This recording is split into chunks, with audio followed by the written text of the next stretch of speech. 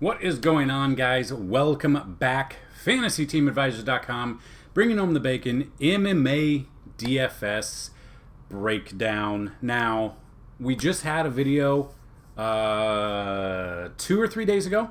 We had a slate going on Wednesday. We are back again. You are here. If you're watching this, you know I'm about to murder some of these names. But you're still here, you're still watching, you're still sticking around for some reason. I know it's not this disgusting mustache. It's probably them right there.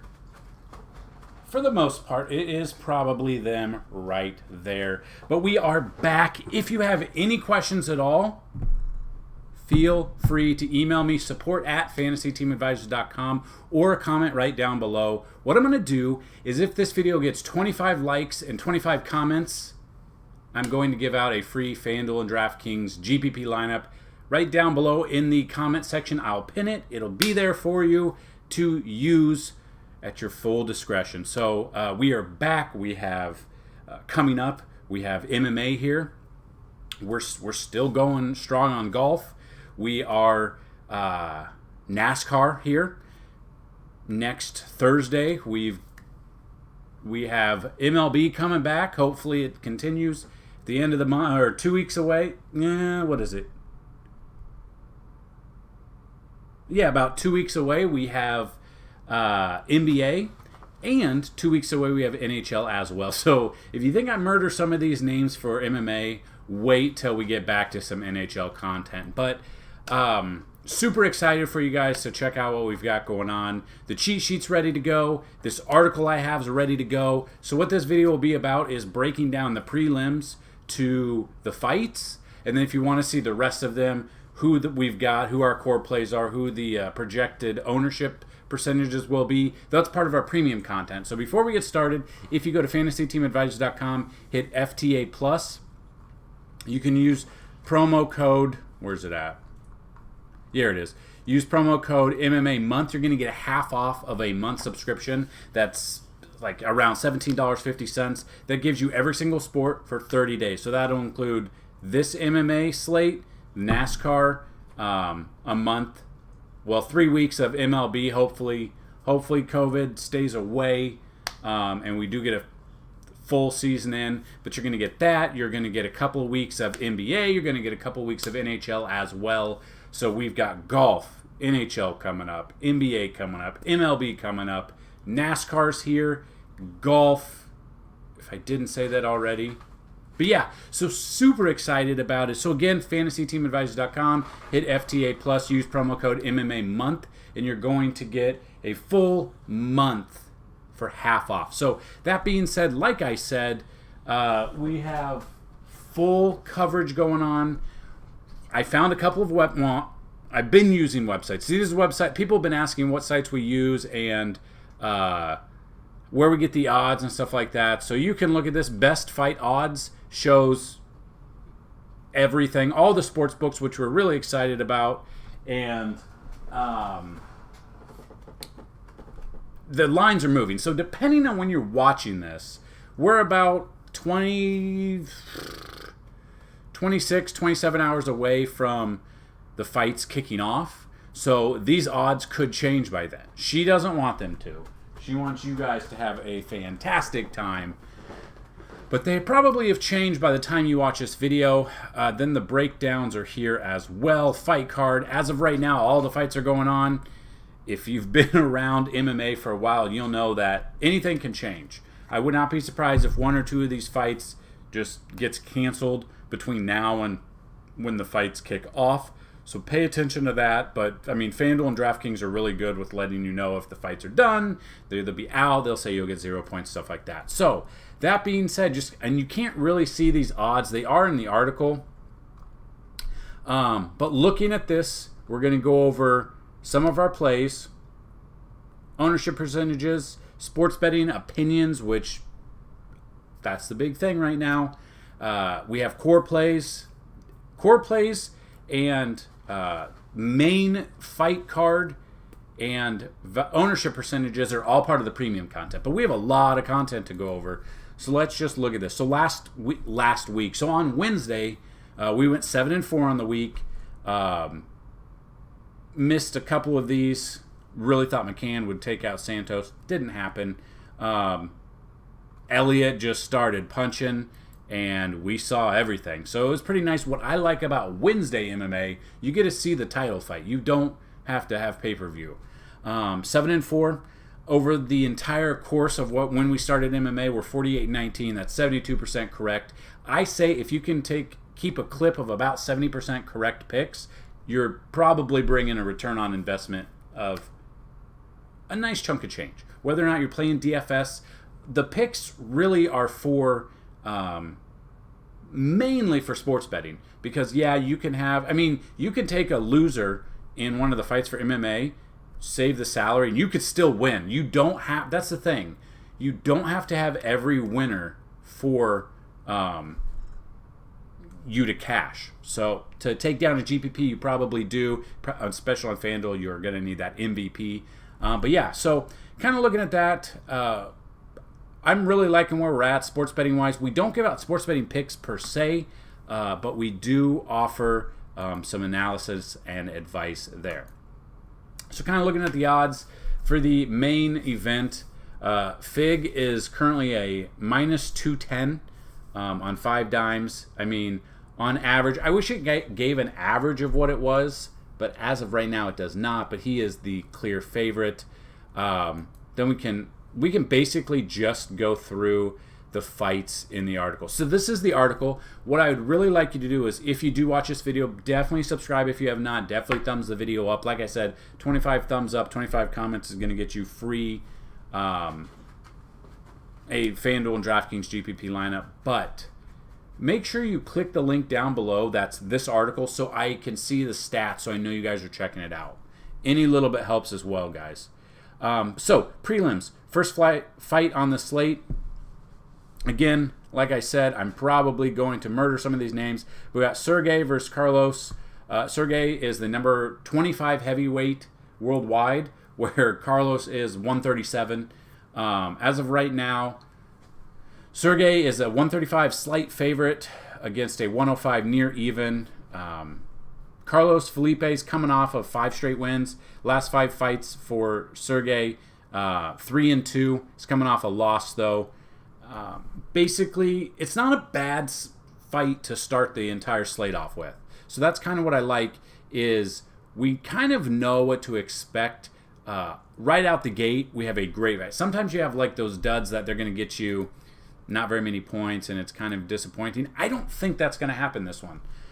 It won't surprise me to see Felipe throwing haymakers, looking for a KO, trying to get that volume up. Volume equals points equal fantasy points in DFS. Sports betting really depends. But honestly, I could see this fight going either way. I feel if he doesn't get the KO, he's probably going to get this loss. Obviously, considering he's 137 heavyweight.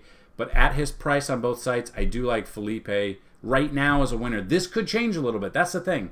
I'm waiting for practices. I'm waiting for more news to come out. I'm waiting for the lines to move up and down. So definitely make sure, if you are part of the premium content, you check this article again later, because some of these could change a little bit. I just want that to be known. But as of right now, I'm definitely, for DFS purposes, leaning Felipe to take this fight. The second fight on the slate, Ramos versus Arman. I'm just going to go with first names if I can pronounce them a little bit easier than last names here. And if I do murder some of these names, let me know down below. Tell me where I went right, where I went wrong. I'm learning along with you guys. So that being said, let's get it. So looking at this, Ramos is currently the number 29 lightweight worldwide, where Arman is number 25. Arman's 14-2 record, coming off his last 5 fights, 4-1. And Arman is a 200 moderate favorite right now, so I think he probably does end up taking this. As of right now, this fight is currently a negative 210 to go to a decision this weekend, which it just depends. I don't like that at all. If that does happen, if this does go all rounds, if no one gets KO'd, if this does go to a decision, I am a little scared to take this fight because I don't think it's going to make a ton of value here. Currently, Arman is plus 475 ITD, so unless he accidentally runs into a KO here, I don't see how he does take this fight and wins this. So I do have the winner here as Ramos, pretty much outright. I see as the underdog, but for fantasy purposes, I want to check it out, and probably I would go Ramos here. So looking at the next fight, Malcolm Gordon versus Amir Albazi. Gordon, he's number 1 flyweight against number 2, so I mean it's very close in rankings. Gordon actually is a slight underdog right now at plus 145. His last 5 fights, he's coming off 4 straight wins. He's 4-1 in his last 5 fights. Looking at this, I do see Malcolm is 4 years older, but I don't think that really matters a ton. This fight could be so close. It's so close in betting, in rankings, in value that it's hard to say who is actually the favorite other than who's betting and where they're getting their betting odds from. So looking at that, I do believe Gordon will come out on top because he's just a better all-around fighter than Amir. It's 100% GPP play, though. I don't trust either of these guys for cash. Normally with MMA, I don't really play cash. I normally just go GPPs just because, I mean, it's unlike NBA. NBA, you know LeBron, if he plays 100% of the game, he's going to get 60 plus fantasy points. MMA, I mean, we've seen it. They can get knocked out in 2 seconds. It's crazy. It's one of those sports where you just don't know what's going to happen. And that's kind of what scares me a little bit. So looking at that, it just depends on where you want to go. As of right now, I'm not going to play much cash. I don't think either of these fighters are cash options. Both GPP. I am slightly leaning towards Gordon, though, to take this fight on. The next fight is Brett Johns versus Montel Jackson. Johns is number 18 bantamweight worldwide. Jackson is number 24, where Johns is plus 1, as of right now, plus 190. He's a slight underdog, where Jackson's actually a 240 moderate favorite here. Jackson is a top play for me this weekend. He's going to be part of my core. So there you go. There's a free look into one of my core plays. He comes as a moderate favorite, like I said. And Jackson has scored over 90 fantasy points in his 3 UFC wins in his career so far. So, I mean, depending on price, 90 is going to get you where you need to go. I honestly think Jackson could be a play that is in the complete optimal GPP winning lineup this weekend. I'm going all in on Jackson. If you want to go as a slight underdog, you want to take the value, you could go Johns just to be a little bit different from the field. But yeah, I'm all in on Montel Jackson. Next fight, Joel Alvarez versus Joe Duffy. Almost Joe Diffie. Duffy is number 49 lightweight, where Alvarez is number 95. I mean, Duffy's the favorite here at 375, moderate favorite there. And Alvarez is a plus 285 moderate underdog there. Looking at this, I like Duffy to win the fight. He's super high priced, though, on both sides. Super high priced. To pay off, I believe, to pay off his price, Duffy has to get that KO early. Like, if you're going to use Duffy as your MVP on FanDuel, you need a TKO super quick on this. If this goes the distance, I don't think Duffy will be able to pay up his price. That's the problem. That's what I'm looking at. I honestly think the only way Alvarez is going to take this is if he runs into a KO and finds himself a KO early. Other than that, if it goes the distance, I just don't see Alvarez at all being able to give us enough fantasy points, even get his hand raised at the end. It's going to be Duffy no matter what. If you are paying up for Duffy, he's got to get that KO, though. That's the only problem. Then looking at the next fight, Grant Dawson versus Nad Narimani. Dawson, currently his UFC record 15-1, or pro record is 15-1. Nad is 12-3. Dawson's a 265 moderate favorite, where Nod is 205 moderate underdog. Looking at this, Nod is almost 7 years older. So that's a little bit scary. He's a little bit older. Nod is older by 7 years. He has 2 inches less than Dawson and 2 inch less reach than Dawson. So that's a little bit there. Dawson's price is massive on both FanDuel and DraftKings. I expect his ownership to be pretty high. So he might be a cash play because in cash, ownership percentages don't really matter because you just need the players to give you the fantasy points. On GPPs, you want to take the underdog. You want to take the players you think are going to be owned less because if they, do get those points, get those TKOs, get those KOs, submissions, you're going to get well ahead of the field because they're so low owned. But yeah, if you play in GPPs, he's going to be highly owned, but he might be in the optimal lineup. That's the thing with Dawson. If you want to pivot off the field and take the percentages, Nod is an underdog. If he goes for the KO, you would be a huge advantage. So if you're one that makes multiple lineups, and I'm saying multiple lineups, I would put Nod in there. He's going to get you those points if he gets that KO, and his ownership percentage is going to be pretty damn low. I'm just going to go out on a limb and go with Nod this weekend as the winner. Sports betting, the thing is, that's where you make your points. I mean, plus 205, you're going to have the odds there, but if he doesn't come out on top, you're out there. So just speculative with the price on both sites, and you're playing GPP, I'd go Narimani there this weekend.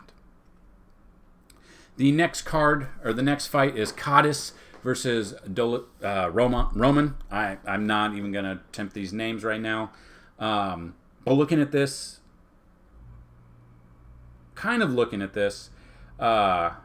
Cadiz, if that's how you say his name, he's coming off 2 straight losses. His last 5, he's 3-2, 2 straight losses though.